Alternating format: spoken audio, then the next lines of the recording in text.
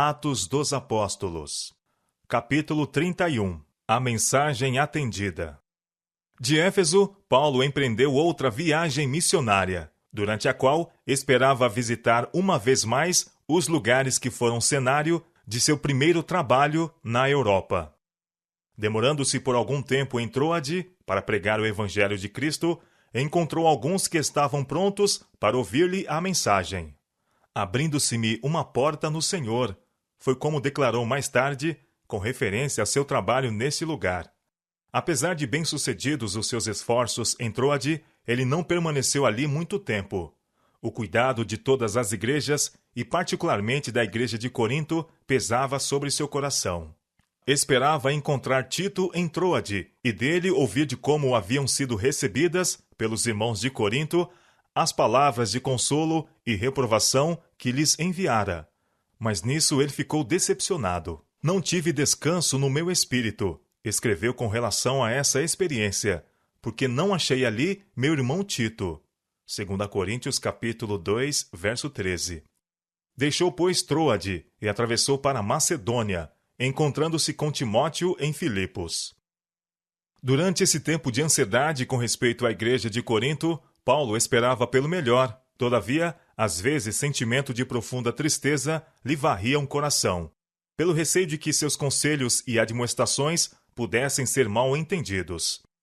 A nossa carne não teve repouso algum, escreveu mais tarde. Antes, em tudo fomos atribulados, por fora combates, temores por dentro. Mas Deus, que consola os caídos, nos consolou com a vinda de Tito.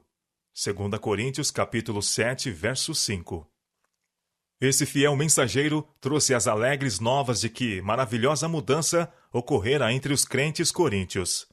Muitos haviam aceitado as instruções contidas na carta de Paulo e arrependeram-se de seus pecados. A vida deles não era mais uma vergonha para o cristianismo, mas passaram a exercer poderosa influência a favor da piedade prática. Cheio de satisfação, o apóstolo enviou outra carta aos crentes de Corinto, expressando sua alegria de coração por causa da boa obra neles executada. Ainda que vos contristei com a minha carta, não me arrependo, embora já me tivesse arrependido. 2 Coríntios capítulo 7, verso 8. Quando torturado pelo temor de que suas palavras pudessem ser desprezadas, sentiu algumas vezes pesar de haver escrito tão decidida e severamente. Agora folgo, continuou, não porque fostes contristados, mas porque fostes contristados para o arrependimento, pois fostes contristados segundo Deus, de maneira que por nós não padecestes dano em coisa alguma, porque a tristeza segundo Deus atua arrependimento para a salvação, da qual ninguém se arrepende.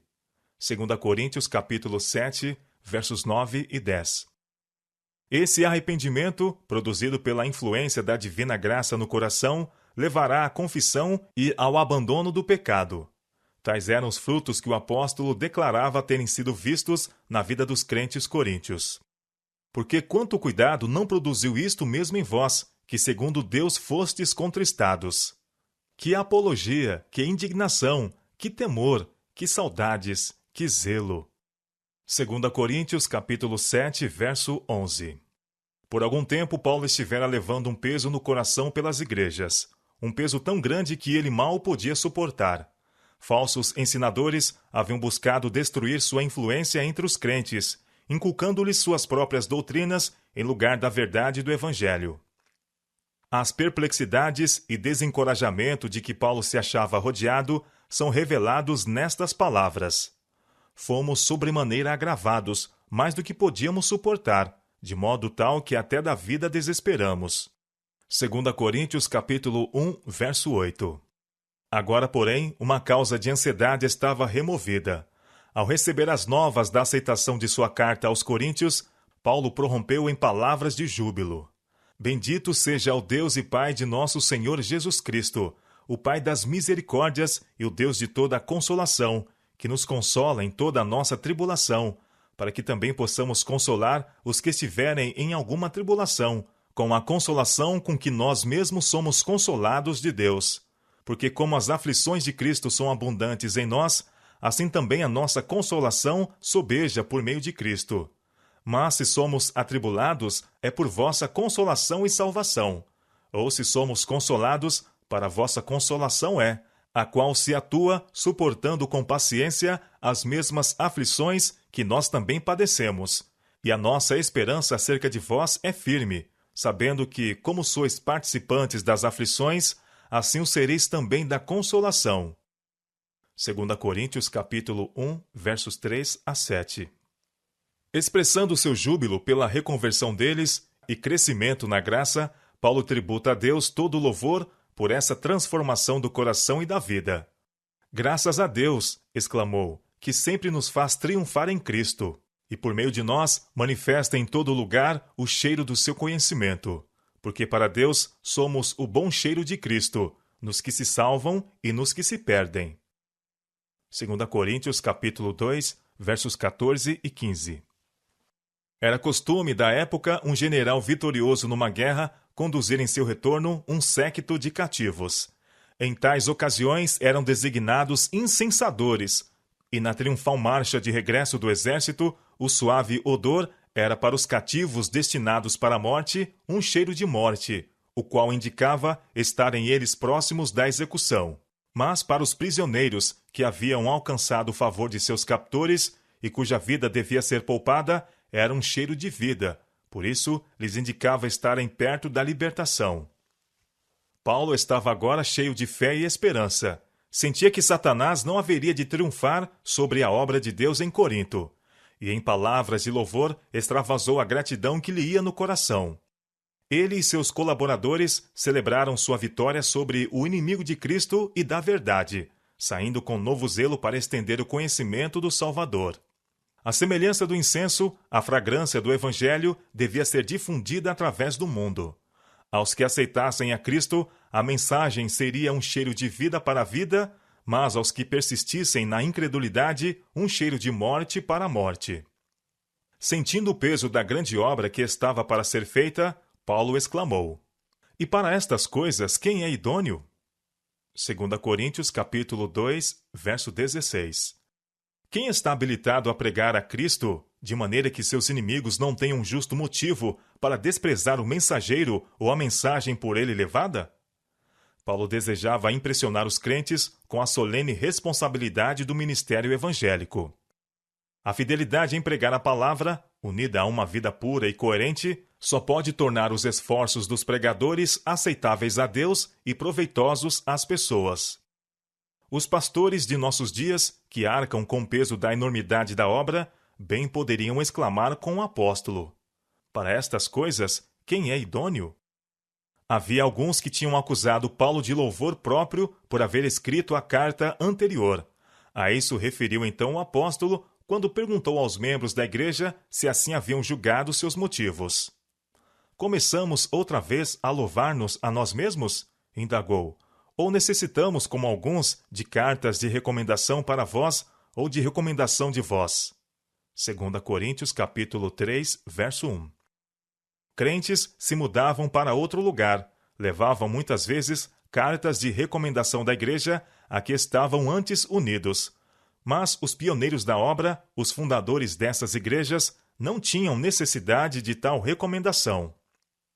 Os crentes coríntios, que haviam sido levados do culto dos ídolos para a fé no Evangelho, eram eles mesmos toda a recomendação de que Paulo necessitava.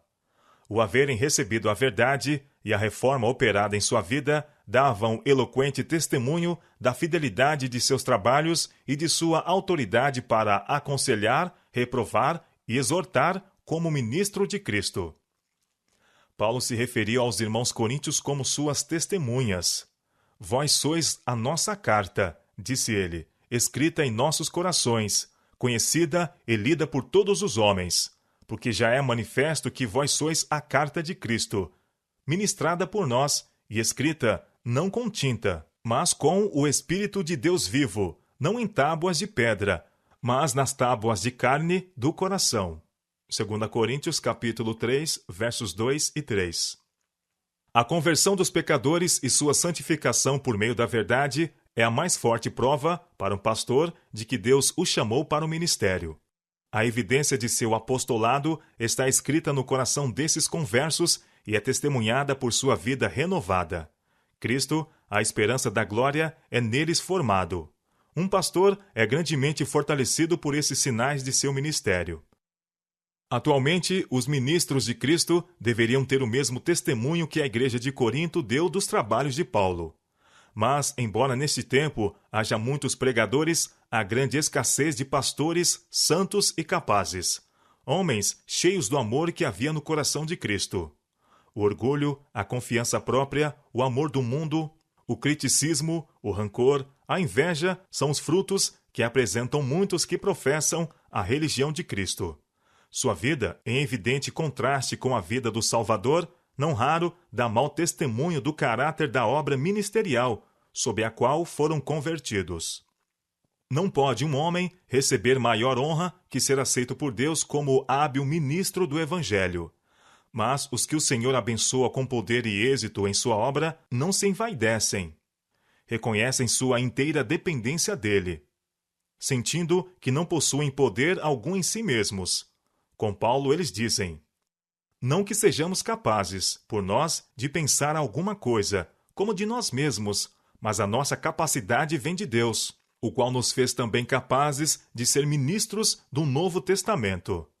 2 Coríntios capítulo 3, verso 5. Um verdadeiro ministro faz a obra do mestre, reconhece a importância de sua obra, sentindo que mantém para com a igreja e para com o mundo uma relação similar à que manteve Cristo. Trabalha incansavelmente para conduzir pecadores a uma vida mais nobre e mais elevada, a fim de que eles possam obter a recompensa do vencedor. Seus lábios são tocados com a brasa viva do altar, e ele exalta a Jesus como a única esperança do pecador. Os que o ouvem sabem que ele se tem achegado a Deus em oração fervorosa e eficaz. O Espírito Santo sobre ele tem repousado. Seu espírito sentiu fogo vital e celestial, e está capacitado a comparar coisas espirituais com espirituais. É-lhe dado poder para pôr abaixo as fortalezas de Satanás. Apresentando ele o amor de Deus, o coração é quebrantado, e muitos são levados a indagar: que é necessário que eu faça para me salvar? Pelo que, tendo este ministério, segundo a misericórdia que nos foi feita, não desfalecemos, antes rejeitamos as coisas que por vergonha se ocultam, não andando com astúcia, nem falsificando a palavra de Deus, e assim nos recomendamos à consciência de todo o homem, na presença de Deus, pela manifestação da verdade. Mas, se ainda o nosso evangelho está encoberto, para os que se perdem está encoberto, nos quais o Deus deste século cegou o entendimento dos incrédulos, para que lhes não resplandeça a luz do evangelho da glória de Cristo, que é a imagem de Deus. Porque não nos pregamos a nós mesmos, mas a Cristo Jesus, o Senhor, e nós mesmos somos vossos servos por amor de Jesus. Porque Deus, que disse que das trevas resplandeça a luz, é quem resplandeceu em nossos corações para a iluminação do conhecimento da glória na face de Jesus Cristo. 2 Coríntios capítulo 4, versos 1 a 6. Assim o apóstolo enalteceu a graça e a misericórdia de Deus, mostradas na sagrada incumbência a ele entregue como ministro de Cristo. Pela abundante misericórdia de Deus, ele e seus irmãos tinham sido sustentados em dificuldades, aflição e perigo. Não haviam eles modelado sua fé e ensino de maneira a agradar aos desejos de seus ouvintes, nem sonegaram verdades essenciais à salvação para tornar seu ensino mais atrativo. Tinham apresentado a verdade com simplicidade e clareza, orando pela convicção e conversão das pessoas. Tinham procurado manter a conduta em harmonia com seu ensino, para que a verdade apresentada se recomendasse à consciência de cada homem. Temos, porém, este tesouro, prosseguiu o apóstolo, em vasos de barro, para que a excelência do poder seja de Deus e não de nós. 2 Coríntios capítulo 4, verso 7. Deus poderia ter proclamado sua verdade por meio de anjos sem pecado, mas esse não é seu plano. Ele escolhe seres humanos, homens cheios de fraquezas, como instrumentos na execução de seus desígnios. Os tesouros de valor inapreciável são colocados em vasos terrestres. Por intermédio de homens, suas bênçãos devem ser transmitidas ao mundo. Por meio deles, sua glória deve brilhar em meio às trevas do pecado. Em amorável ministério, devem ir ao encontro dos necessitados e dos pecadores e guiá-los à cruz. E em toda a sua obra, devem tributar glória, honra e louvor àquele que é sobre tudo e sobre todos.